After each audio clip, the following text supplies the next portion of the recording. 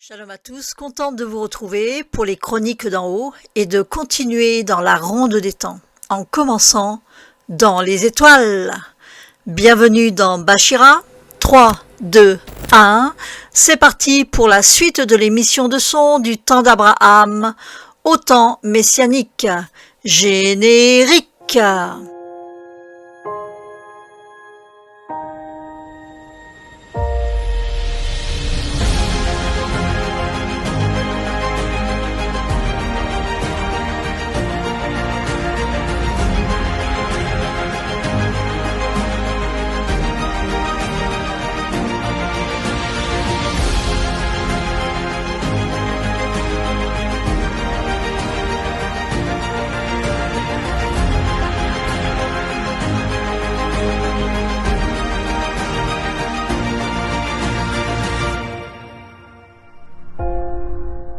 J'ai entendu une citation d'Aristote que je vous livre.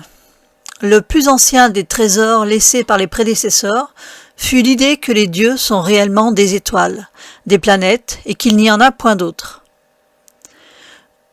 Les forces qui résident dans les cieux étoilés et dans toutes les histoires narrées par la mythologie se concentrant sur les puissances actives au milieu des étoiles qui sont les planètes.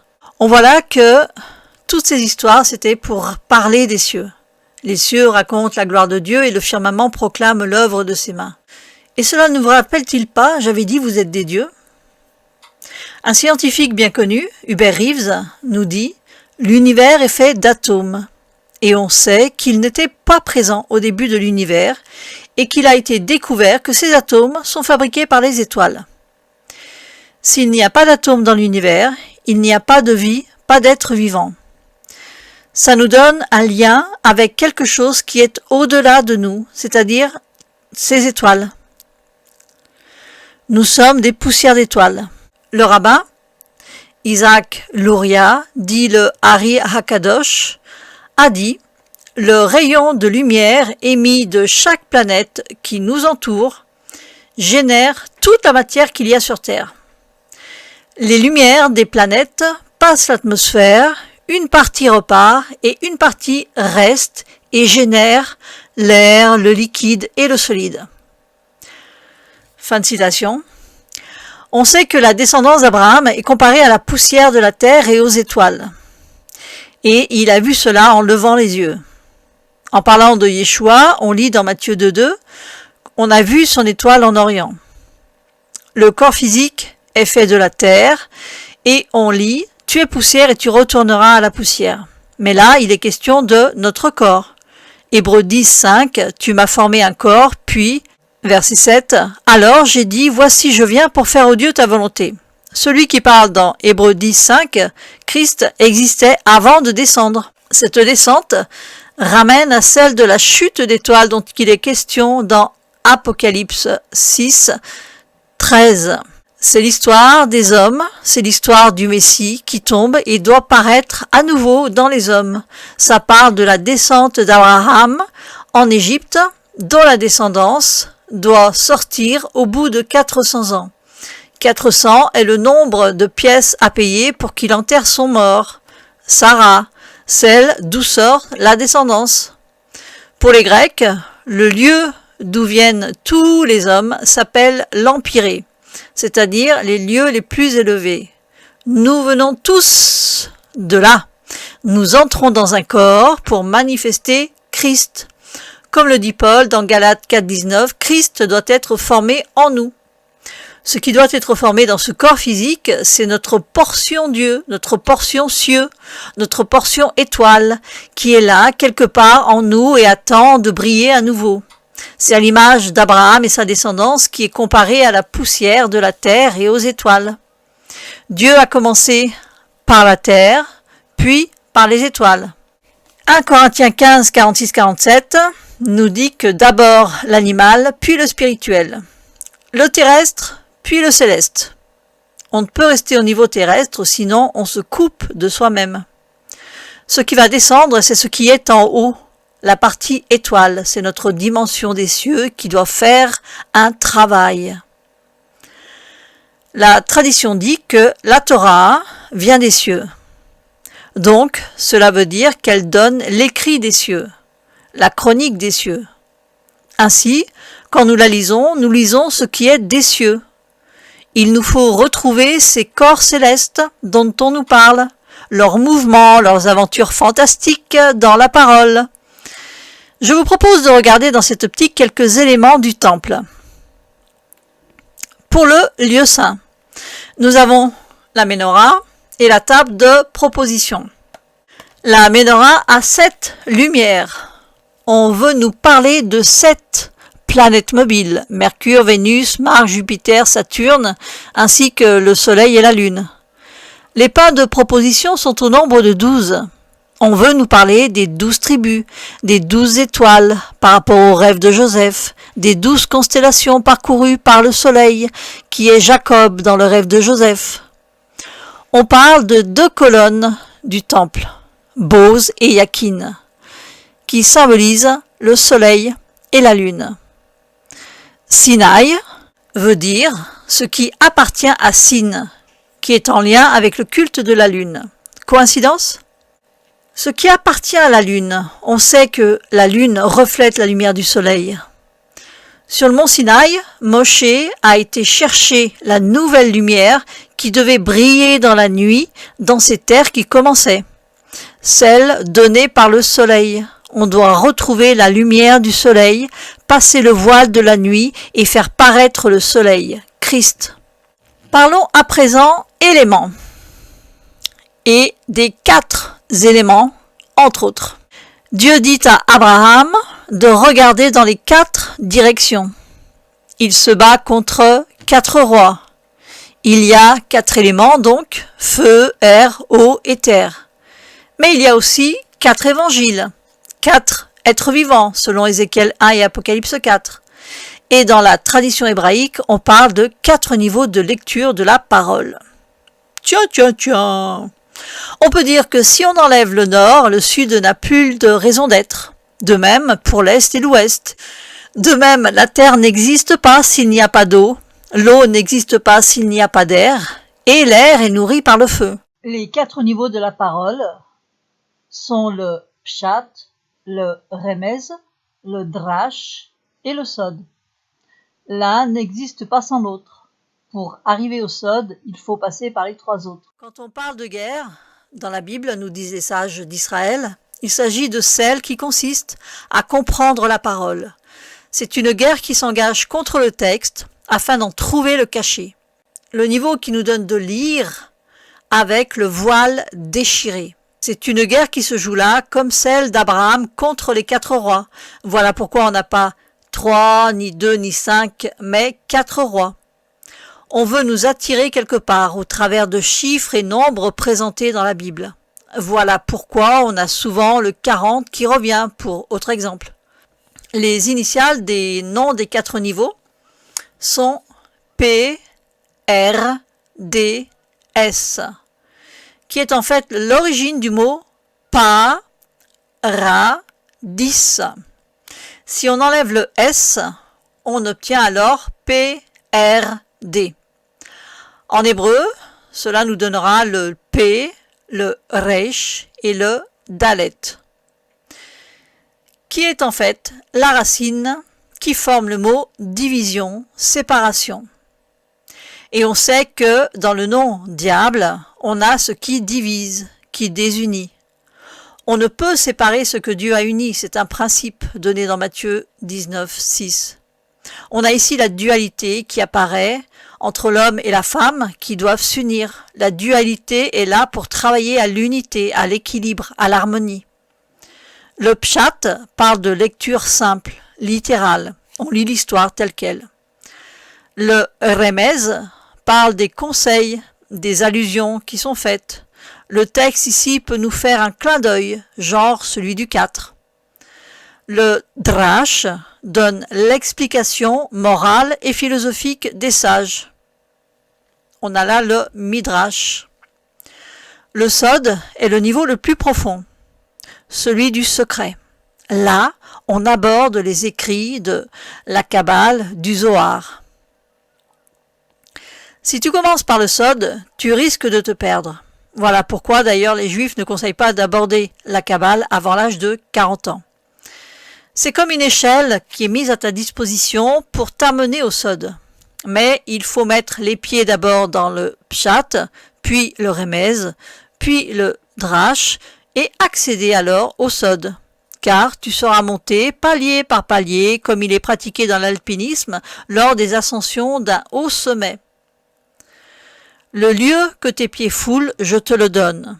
Tu dois d'abord posséder le Pshat, puis posséder le Remez, puis le Drash, et enfin posséder le Sod.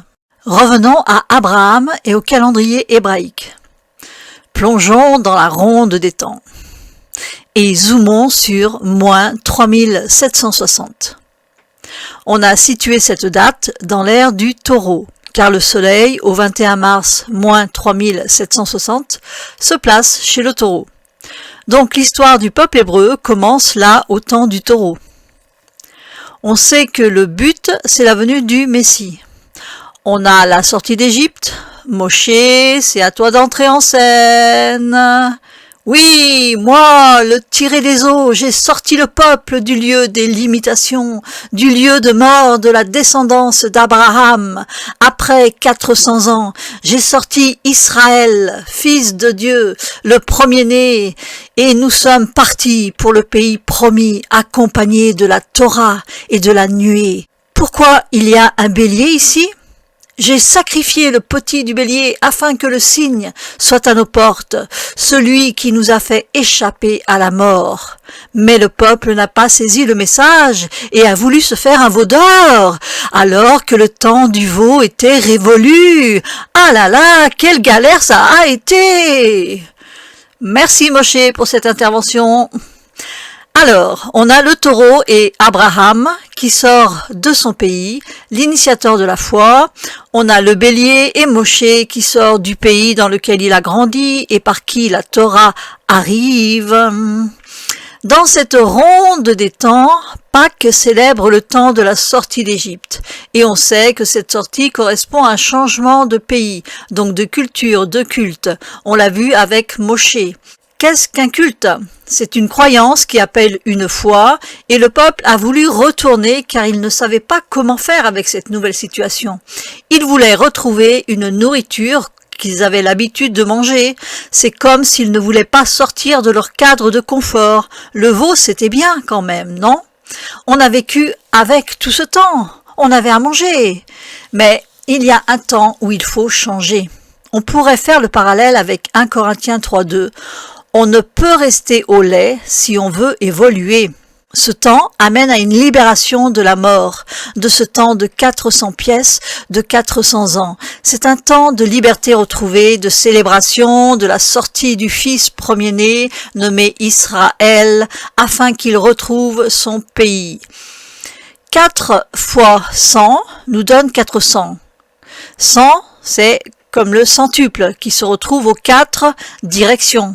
On parle de recevoir le centuple dans la première et la deuxième partie de la Bible. Je vous invite à regarder cela dans une recherche.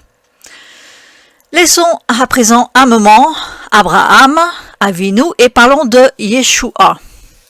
Le premier miracle qu'a fait Yeshua est de transformer l'eau en vin lors d'un mariage. D'autres miracles se font en rapport à une multiplication de poissons et de pain. Sa venue se fait en tant que fils d'homme. Si on regarde le calendrier, on admet que sa venue s'est faite il y a 2021 ans.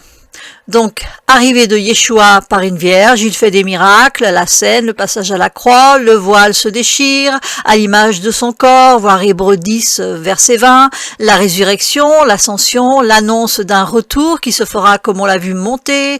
En rapport avec ce que l'on a vu plus haut, 2021 est dans l'ère des poissons. Il vient d'une vierge, tantan. Par ici, on a la Vierge, on a une coupe pour le vin et on a l'épi de blé pour le pain.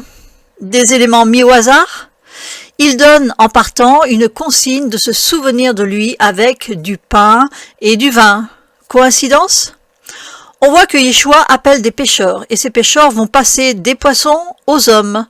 Ceux qui pêchaient des poissons vont pêcher des hommes. Le signe de reconnaissance des premiers chrétiens est un poisson. On a beaucoup de poissons autour de Yeshua, non? Tandis que Moshe, lui, sacrifie l'agneau. Yeshua, lui, parle de pêche. Nous voyons côté printemps les poissons. Et côté automne, nous avons la Vierge. Pensez-vous que cela soit une coïncidence? Ça ne vous fait pas penser également à la célèbre sirène, la femme poisson? Ok, parlons du lieu choisi par Yeshua pour fêter la Pâque.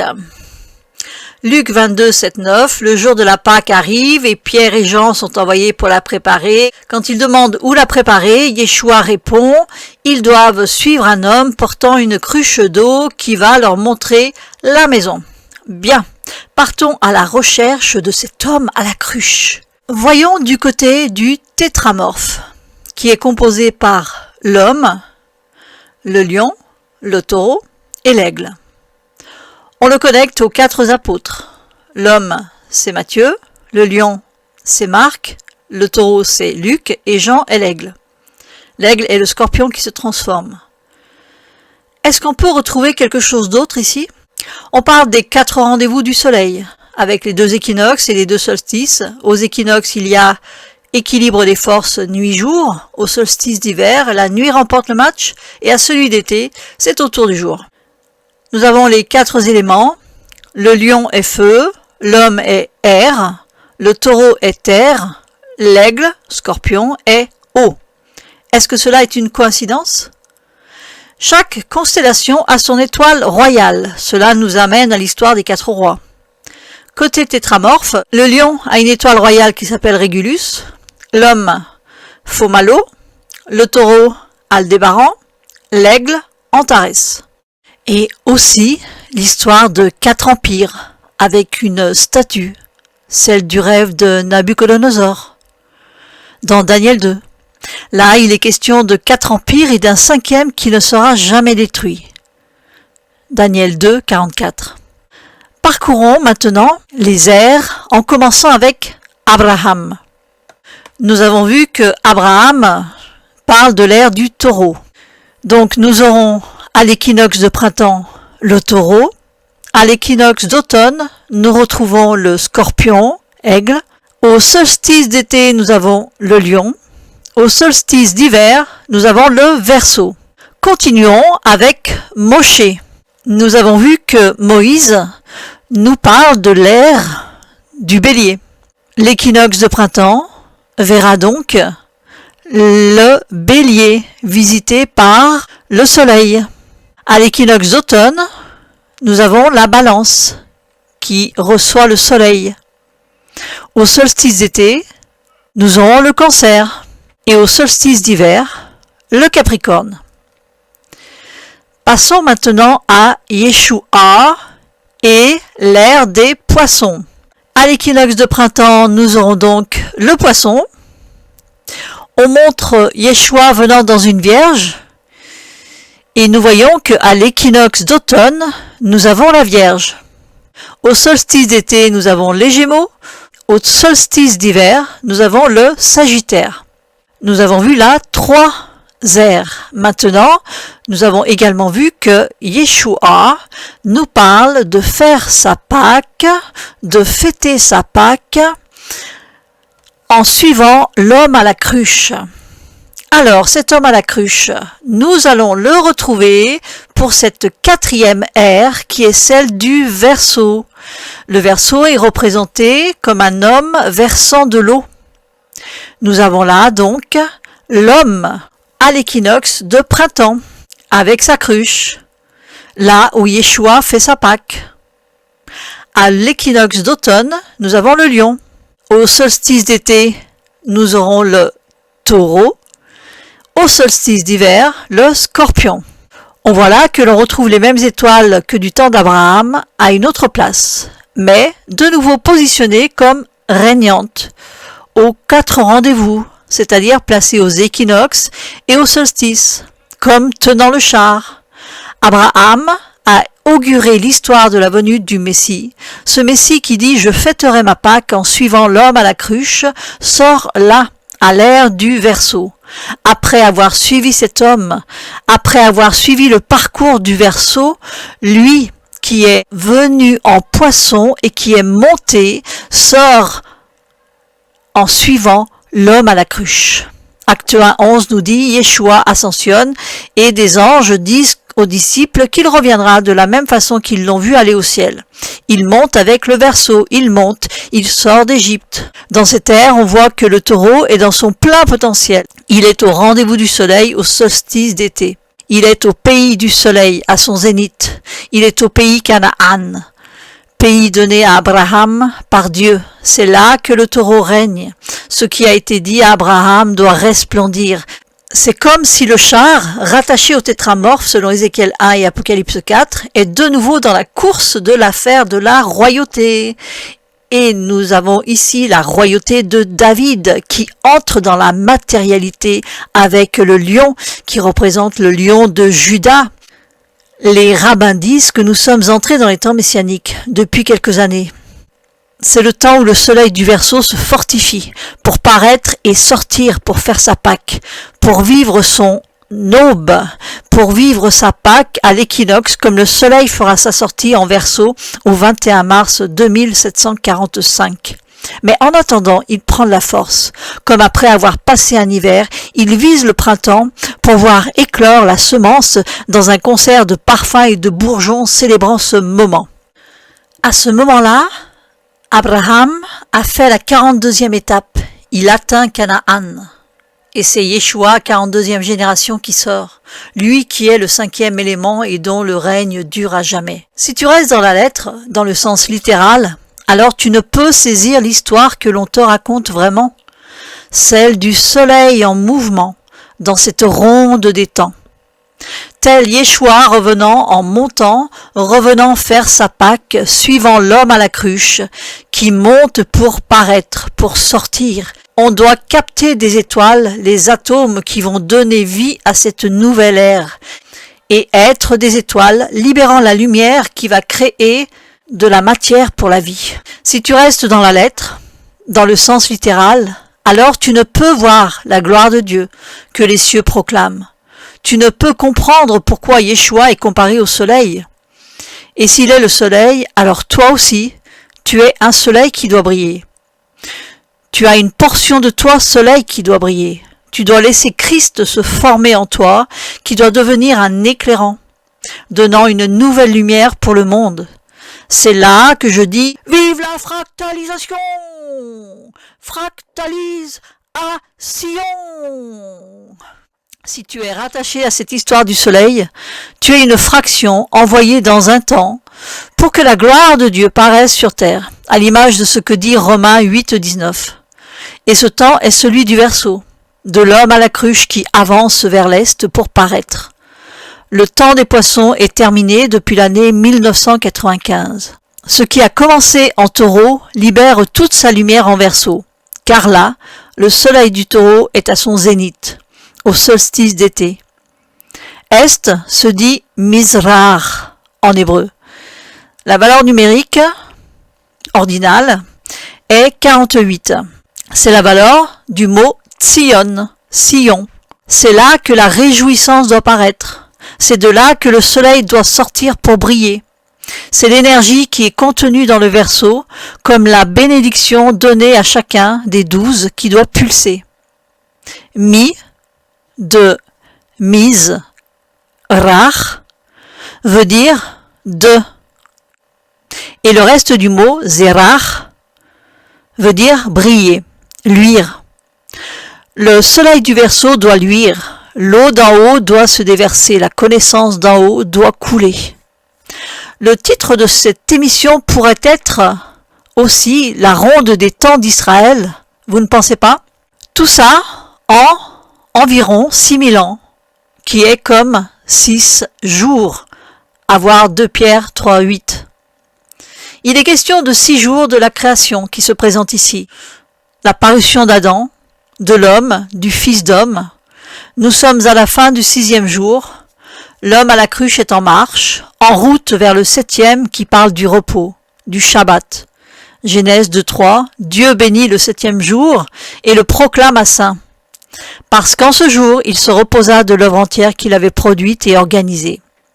Saint, saint, saint. Dans cette ère du Verseau, le soleil sera dans le lion à l'équinoxe d'automne.